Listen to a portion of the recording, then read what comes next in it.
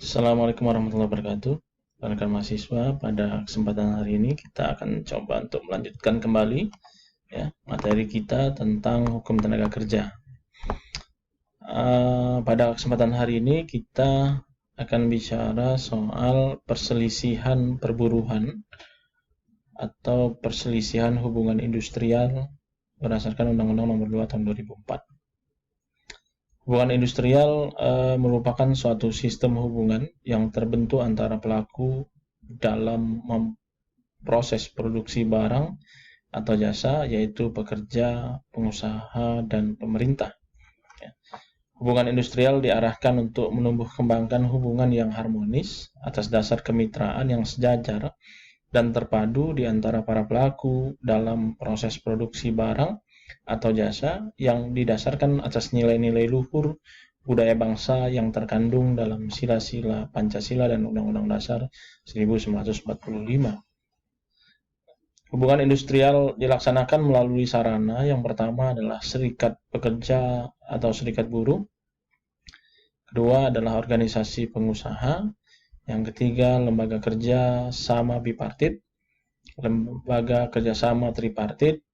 Yang berikutnya adalah peraturan perusahaan, perjanjian kerja bersama, peraturan perundang-undangan, ketenaga kerjaan, dan lembaga penyelesaian perselisihan hubungan industrial. Dalam pasal 1 ayat 1 Undang-Undang Nomor 2 Tahun 2004 tentang penyelesaian perselisihan hubungan industrial memberikan arti tentang perselisihan hubungan industrial sebagai perbedaan pendapat yang mengakibatkan pertentangan antara pengusaha atau gabungan pengusaha atau gabungan pengusaha dengan pekerja atau buruh atau serikat pekerja buruh atau serikat buruh karena satu adanya perselisihan mengenai hak, yang kedua perselisihan kepentingan, yang ketiga perselisihan pemutusan hubungan kerja, dan yang keempat perselisihan antar serikat pekerja atau serikat buruh dalam suatu perusahaan. Nah, secara umum setiap pertentangan atau ketidakspakatan antara majikan dengan buruh mengenai hubungan kerja, syarat-syarat kerja atau keadaan perburuhan merupakan perselisihan perburuhan. Dengan demikian, perselisihan perburuhan dapat terjadi satu, antara buruh dengan majikan, antara serikat buruh dengan majikan, antara sekelompok buruh dengan majikan, antara serikat buruh dengan perkumpulan majikan. Ini perselisihan perburuhan itu dapat terjadi di hubungan hukum ini. Nah, menurut sifatnya, perselisihan perburuhan itu dapat dibagi menjadi perselisihan perburuhan bersifat perorangan dan perselisihan perburuhan yang bersifat kolektif. Adapun jenis perselisihan perburuhan berdasarkan pasal dari Undang-Undang Nomor 2 Tahun 2004 menjelaskan bahwa perselisihan hak, ada perselisihan kepentingan, ada perselisihan pemutusan hubungan kerja, dan yang terakhir perselisihan antara serikat pekerja atau serikat buruh dalam satu perusahaan.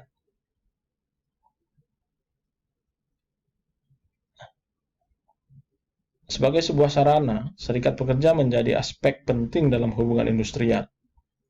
Undang-Undang Ketenagakerjaan mengamanatkan bahwa setiap pekerja atau buruh berhak untuk membentuk dan menjadi anggota serikat pekerja atau serikat buruh yang dibentuk dari, oleh, dan untuk pekerja secara demokratis dan merupakan organisasi yang bersifat mandiri, demokratis, bebas, dan bertanggung jawab. Nah, serikat pekerja pengusaha dilarang untuk menghalang-halangi pekerjaannya membentuk dan menjadi pengurus atau anggota serikat pekerja pada perusahaan atau membentuk dan menjadi anggota gabungan serikat pekerja sesuai dengan sektor usaha. Selanjutnya, serikat pekerja berhak melakukan perundingan dalam pembuatan perjanjian kerja bersama, dan yang kedua sebagai pihak dalam penyelesaian sengketa industrial. Ini peran serikat pekerja. Yang kedua, organisasi pengusaha. Setiap pengusaha berhak untuk membentuk dan menjadi anggota organisasi pengusaha yang khusus menangani bidang ketenagakerjaan dalam rangka pelaksanaan hubungan industrial. Yang ketiga, lembaga kerjasama bipartit. Bagi setiap perusahaan yang mempekerjakan 50 orang atau lebih pekerja atau buruh, wajib membentuk lembaga kerjasama bipartit. Lembaga kerjasama bipartit ini berfungsi sebagai forum komunikasi antara dan konsultasi mengenai hal ketenaga kerjaan di sebuah perusahaan. Susunan anggota lembaga kerjasama bipartit antara lain terdiri dari unsur pengusaha dan unsur pekerja atau buruh yang ditunjuk oleh pekerja atau buruh secara demokratis untuk mewakili kepentingan pekerja buruh di perusahaan yang bersangkutan. Ini bipartit. Bipartit itu antara buruh dan pengusaha di satu perusahaan.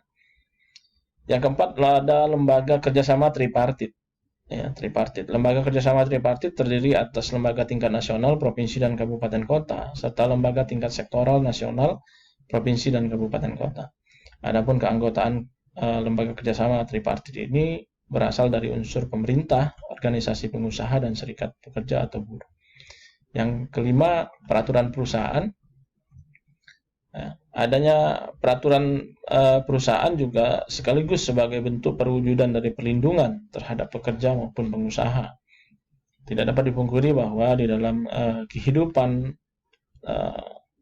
sosial perusahaan terdapat banyak hal internal yang akan berpotensi menimbulkan kekacauan apabila tidak terdapat pengaturan dalam peraturan perusahaan yang sudah dibuat oleh pengusaha, gitu ya.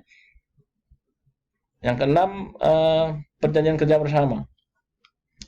Perjanjian kerja bersama disusun oleh pengusaha dan serikat pekerja atau buruh yang tercatat pada instansi yang bertanggung jawab di bidang ketenaga kerjaan dengan pengusaha atau beberapa pengusaha. Ya. Perjanjian kerja sama sekurang-kurangnya memuat ketentuan yang pertama, hak dan kewajiban pengusaha, hak dan kewajiban serikat pekerja atau serikat buruh serta pekerja atau buruh, kemudian jangka waktu dan tanggal mulai berlakunya perjanjian kerja bersama, dan adanya tanda tangan para pihak pembuat perjanjian kerjasama sehingga sah secara hukum. Ya.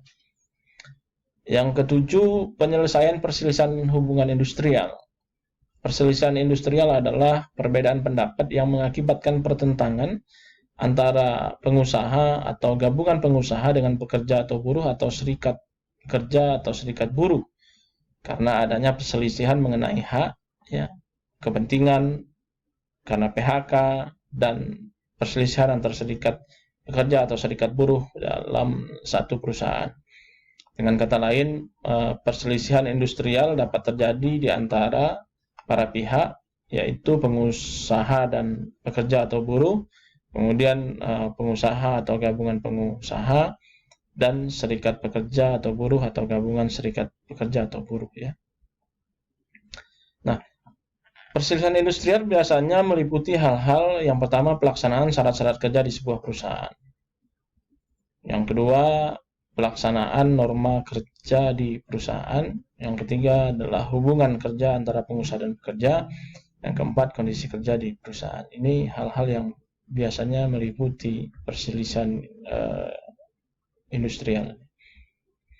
Nah, prinsip penyelesaian perselisihan hubungan industrial yang diatur dalam Undang-Undang Nomor 13 Tahun 2003, satu, wajib dilaksanakan oleh pengusaha dan pekerja atau buruh atau serikat pekerja atau serikat buruh secara musyawarah untuk mufakat. Ya, apabila ada perselisihan, ya, hubungan industrial.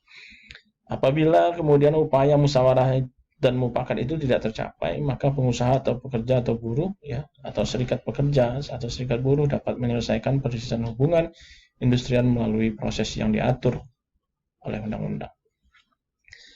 Ada beberapa hal, ya, yang diatur di dalam undang-undang bahwa apabila ada persoalan menyangkut perselisihan perburuhan, ada dua minimal. Yang pertama di pengadilan atau yang kemudian melalui proses perundingan.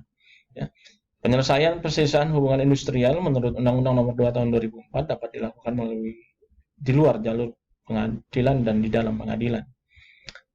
Di luar jalur pengadilan ini biasanya terdapat pada proses perundingan bipartit, mediasi, konsiliasi, dan arbitrase. Perundingan bipartit tadi sudah kita jelaskan bahwa penyelesaiannya melalui perundingan antara pengusaha dan buruh, ya, yang ditunjuk masing-masing mewakili kepentingannya. Terus kemudian ini konsiliasi Konsiliasi ini penyelesaian perselisihan melalui konsiliasi diatur dalam pasal 17 ya, sampai pasal 28 Undang-Undang Nomor 2 Tahun 2004, di mana dilakukan oleh konsiliator setelah para pihak mengajukan permintaan secara tertulis kepada konsiliator yang ditunjuk dan disepakati oleh para pihak. Terus kemudian selambat-lambatnya 7 hari kerja setelah menerima permintaan penyelesaian perselisihan secara tertulis, konsiliator harus mengadakan penelitian tentang duduk perkara dan selambat-lambatnya pada hari ke-8 mengadakan sidang konsiliasi pertama. Jika tercapai kesepakatan, maka ditandatangani oleh para pihak ya, dan didaftarkan di Pengadilan Hubungan Industrial untuk mendapatkan akta bukti pendaftaran. Apabila tidak tercapai, maka konsiliator mengeluarkan anjuran tertulis harus disampaikan kepada para pihak selambatnya 10 hari kerja sejak sidang konsiliasi pertama. Jadi para pihak juga diwajibkan untuk memberikan jawaban secara tertulis kepada konsiliator yang isinya menyetujui atau menolak anjuran tertulis dari konsiliator. Yang ketiga, arbitrase ya. Di lain pihak, para pihak juga dapat memilih penyelesaian perselisihan melalui arbitrase sebagaimana diatur dalam pasal 29 sampai dengan pasal 54 Undang-Undang Nomor 2 Tahun 2004. Arbitrase dilakukan oleh arbiter ya. Putusannya mempunyai kekuatan hukum yang mengikat para pihak. Putusannya juga didaftarkan di pengadilan terhadap putusan arbitrase. Apabila salah satu pihak berkeberatan dapat mengajukan permohonan pembatalan kepada Mahkamah Agung selama-lamanya 30 hari sejak ditetapkan putusan oleh arbiter.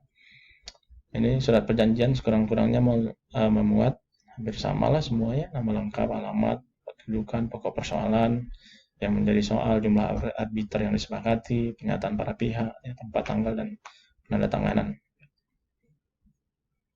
Mediasi, sering ya kita dengar bahwa mediasi apabila ada para pihak yang berselisih berkehendak ya, dan bersepakat untuk menyelesaikan perselisihan melalui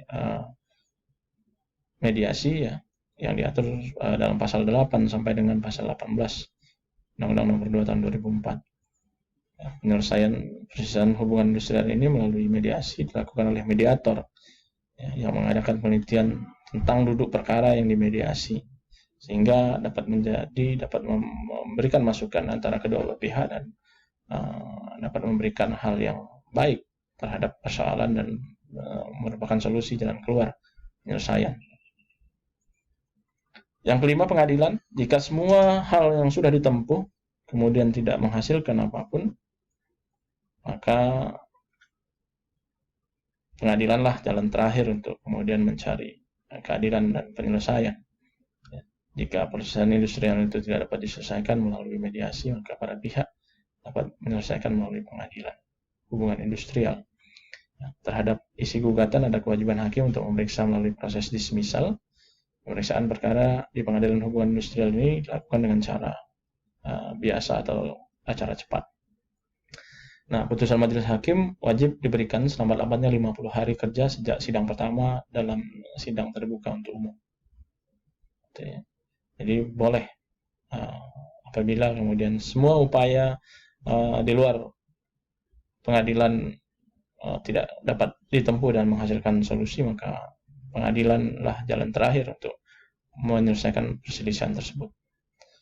Itu yang dapat saya sampaikan hari ini dan terima kasih atas perhatiannya. Assalamualaikum warahmatullahi wabarakatuh.